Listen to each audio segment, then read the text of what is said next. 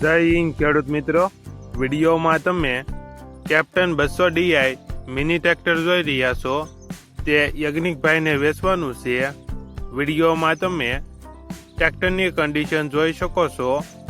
Original company colour, company fitting engine, gear hydraulic complete, tyre સારા, showroom condition tractor યજ્ઞિકભાઈને full જવાબદારી સાથે વેચવાનું છે.